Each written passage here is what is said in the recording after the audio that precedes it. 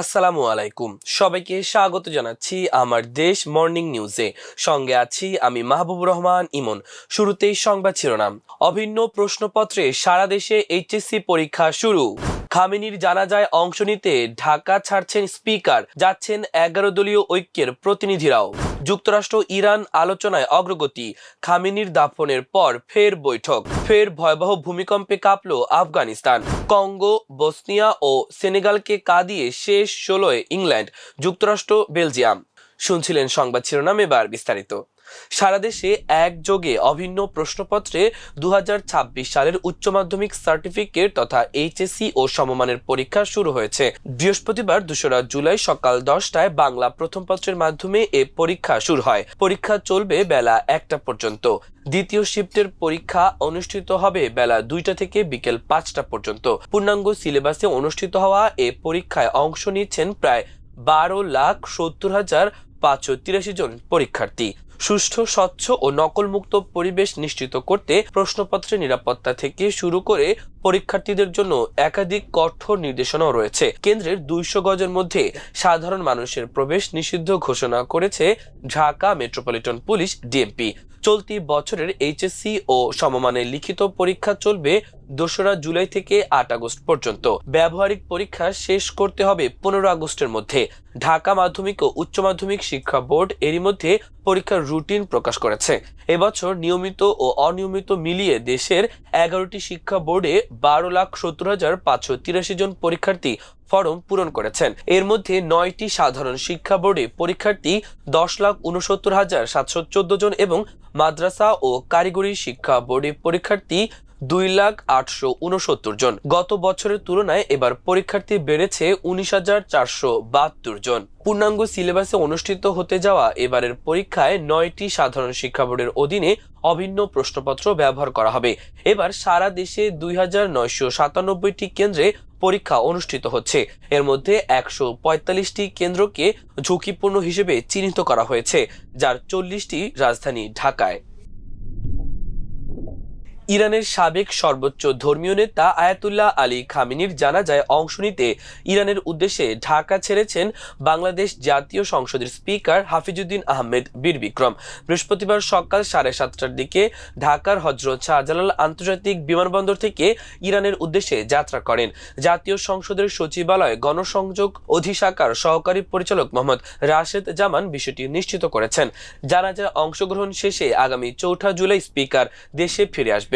একই উদ্দেশ্যে ঢাকা ছেড়েছেন বিরোধী দল জামায়াত ইসলামী ও এনসিপি সহ 11 দলীয় ঐক্যের প্রতিনিধিরা। খামেনিকে শেষ বিদায় জানাতে কয়েকদিনের আয়োজন করছে ইরান। তার প্রথম জানাজা হবে আগামী 4 জুলাই। এরপর রাজধানীর উপকণ্ঠের কোম শহরে 7 জুলাই হবে দ্বিতীয় জানাজা। সবশেষ 9 জুলাই আরেকবার জানাজা শেষে তাকে দক্ষিণ পূর্বাঞ্চলের মাশহাদে দাফন করা হবে। কাতারের রাজধানী দোহায় যুক্তরাষ্ট্র ও ইরানের প্রতিনিধিদের মধ্যে অনুষ্ঠিত পরোক্ষ বৈঠকে ইতিবাচক অগ্রগতি হয়েছে বলে জানিয়েছে কাতার। কাতার ও পাকিস্তানের মধ্যস্থতাকারীদের মাধ্যমে অনুষ্ঠিত এই আলোচনায় সাম্প্রতিক সমঝোতা স্মারক MOU সংশ্লিষ্ট বিভিন্ন বিষয়ে এই অগ্রগতি হয়েছে বলে জানিয়েছে দেশটির পররাষ্ট্র মন্ত্রণালয়। এছাড়া ইরানের সাবেক সর্বোচ্চ নেতা আলী খামেনির জানাজা ও দাফন সম্পূর্ণ হওয়ার পর আবারও আলোচনায় বসবে উভয় পক্ষ। বার্তা সংস্থা আনাদুলু বলছে, বুধবার 1 জুলাই সামাজিক যোগাযোগ মাধ্যম এক্সে দেওয়া এক পোস্টে কাতারের পররাষ্ট্র মন্ত্রণালয়ের মুখপাত্র মাজেদ আল আনসারি এসব তথ্য জানান। তিনি বলেন, কাতার ও পাকিস্তানের মধ্যস্থতাকারীরা আজ দোহায় যুক্তরাষ্ট্র ও ইরানের আলোচকদের সঙ্গে পৃথক বৈঠক শেষ করেছেন। ইসলামাবাদ সমঝোতা স্মারক এবং লেক লুসার্ন সম্মেলনের ফলাফলের ভিত্তিতে বিভিন্ন বিষয় ইতিবাচক অগ্রগতি হয়েছে।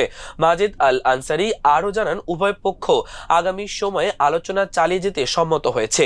ইরানের সাবেক সর্বোচ্চ নেতা আলী খামেনির জানাজা ও দাফন সম্পূর্ণ হওয়ার পর যত দ্রুত সম্ভব পরবর্তী বৈঠকের সময় নির্ধারণ করা হবে। গত 28 ফেব্রুয়ারি যুক্তরাষ্ট্র ইসরায়েলের হামলায় আলী খামেনি নিহত হন। আগামীকাল শুক্রবার 3রা জুলাই তার জানাজা অনুষ্ঠিত হওয়ার কথা রয়েছে। আফগানিস্তানে ফের ভয়াবহ ভূমিকম্পের আঘাত এনেছে। ভূমিকম্পের মাত্রা ছিল 5.5, তবে কোনো ক্ষতির খবর পাওয়া যায়নি। বুধবার স্থানীয় সময় রাত 10:27 দিকে এই ভূমিকম্প হয় বলে এক বিবৃতিতে জানিয়েছে ভারতের ভূকম্প পর্যবেক্ষণ ও গবেষণা সংস্থা national centre for seismology (NCS). পৃথক এক বিবৃতিতে মার্কিন ভূতত্ত্ব গবেষণা ও জরিপ সংস্থা USGS জানিয়েছে ভূমিকম্পটির উৎপত্তিস্থল বা এপিসেন্টার ছিল দেশটির বাদাখশান প্রদেশের জুর্ম জেলায়। ভূমিকম্পে এখনো কোনো ক্ষতি বা হতাহতের কোনো তথ্য পাওয়া যায়নি। আফগানিস্তানে ভূমিকম্প বিরল কোনো দুর্যোগ নয়। ভৌগোলিকভাবে উচ্চমাত্রার সিসমিক জোনের ওপর অবস্থানের কারণে প্রায় ভূমিকম্প হয় দেশটিতে। এর আগে গত 27 জুন 6.2 মাত্রার ভূমিকম্প হয়েছিল আফগানিস্তানে। সেই ভূমিকম্পেও হতাহত বা ক্ষয়ক্ষতির কোনো তথ্য পাওয়া যায়নি। আফগানিস্তানে সর্বশেষ প্রাণঘাতী ভূমিকম্প হয়েছিল 2025 সালের 3রা নভেম্বর। 6.3 মাত্রার সেই ভূমিকম্পে বাড়িঘরের ছাদ দেয়াল ধসে নিহত হয়েছিল 7 জন এবং আহত হয়েছিলেন 150 জন। এবার খেলার খবর। বিশ্বকাপের মঞ্চে কিছু ম্যাচ শুধু জয়ের গল্প নয়, হয়ে ওঠে অবিশ্বাস্য প্রত্যাবর্তনের প্রতীক। সিয়াটলে ঠিক তেমনই এক রাত উপহার দিল বেলজিয়াম। একসময় 2 গোলে পিছিয়ে পড়ে বিদায়ের প্রহর গুনছিল ইউরোপের দলটি, কিন্তু শেষ কয়েক মিনিটে বদলে গেল সবকিছু। নির্ধারিত সময়ের শেষ ভাগে মাত্র 3 মিনিটের ব্যবধানে 2টি গোল করে ম্যাচে সমতা ফেরায় তারা। এরপর অতিরিক্ত সময়ে একেবারে অন্তিম মুহূর্তে পাওয়া পেনাল্টি থেকে জয়সূচক গোল করে 3-2 ব্যবধানে সেনেগালকে হারিয়ে জায়গা করে নেয় শেষ 16-য়। ম্যাচের অধিকাংশ সময় নিয়ন্ত্রণে ছিল সেনেগাল। আফ্রিকার প্রতিনিধিরা 2-0 ব্যবধানে এগিয়ে গিয়ে বেলজিয়ামকে প্রায় বিদায়ের দ্বারপ্রান্তে ঠেলে দেয়। সময় যত গড়াচ্ছিল ততই মনে হচ্ছিল সেনেগালে নিশ্চিত করতে যাচ্ছে শেষ 16-র টিকিট। কিন্তু ফুটবলের সবচেয়ে বড় সৌন্দর্যই হয়তো অনিশ্চয়তা। ম্যাচের 86তম মিনিটে রোমেলু লুকাকু ব্যবধান কমিয়ে নতুন করে আশার আলো জ্বালায়। সেই ধাক্কা সামলে ওঠার আগেই 89তম মিনিটে ইউরি টিলেমান্স সমতাসূচক গোল করে ম্যাচে প্রাণ ফিরিয়ে আনেন। মুহূর্তেই বদলে যায় ম্যাচের আবহ। 2-2 সমতায় শেষ হয় নির্ধারিত সময়। লড়াই গড়ায় অতিরিক্ত সময়ের প্রথমার্ধে 2 দলই সুযোগ তৈরি করলেও গোলের দেখা পায়নি।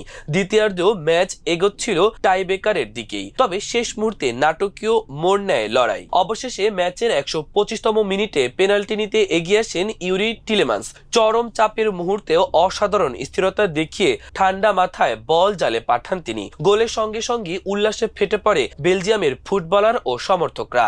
শেষ বাঁশি বাজতেই নিশ্চিত হয় অবিশ্বাস্য এক প্রত্যাবর্তনের গল্প। এদিকে স্বপ্নের বিশ্বকাপ যাত্রা চালিয়ে যাচ্ছে স্বাগতিক যুক্তরাষ্ট্র। একজন ফুটবলার কম নিয়েও হার মানেনি তারা, বরং প্রতিকূলতাকে শক্তিতে রূপ দিয়ে বসনিয়া হার্জেগোভিনাকে 2-0 গোলে হারিয়ে জায়গা করে নিয়েছে শেষ 16-য়। সান ফ্রান্সিসকোর গ্যালারি ভরা দর্শকের সামনে লড়াই, শৃঙ্খলা আর আত্মবিশ্বাসের অনন্য প্রদর্শনী উপহার দেয় আমেরিকানরা।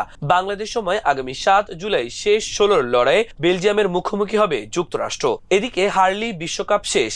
4 বছরের স্বপ্ন, কোটি সমর্থকের অপেক্ষা সবকিছু ভেঙে পড়বে এক বিকেলের হতাশায়। ম্যাচের 7 মিনিটে গোল হজম করায় ইংল্যান্ডের সেই দুঃস্বপ্নটা যেন সত্যি হয়ে উঠছিল। ডিআর কঙ্গোর প্রথম আক্রমণে গোল, স্কোরবোর্ড 1-0। সেই গোলে পিছিয়ে থেকে প্রথমার্ধ শেষ হলো।